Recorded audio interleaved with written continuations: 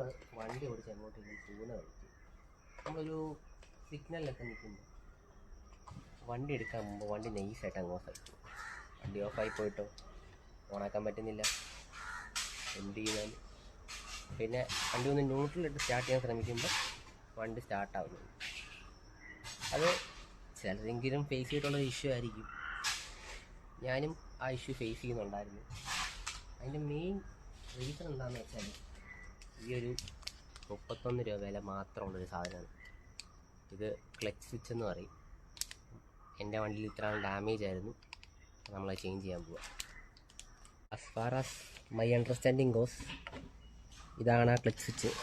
അപ്പം ഇത് അഴിക്കാനായിട്ട് ഇത് ഇവിടുന്ന് ഡിസ്കണക്ട് ചെയ്ത് ഇത് ഊരി ലിവർ ഊരി ഇത് പുറകോട്ട് തള്ളുക, പുതിയ തിരിച്ച് കയറ്റുക എന്നാണ് ഞാൻ മനസ്സിലാക്കുന്നത്. ചെയ്ത് നോക്കുമ്പോൾ അറിയാം ബാക്കി എങ്ങനെ ആയിരിക്കും.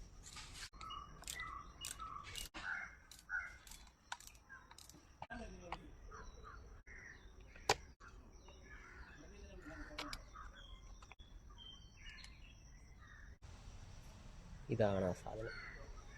ഇത് പുതിയത്.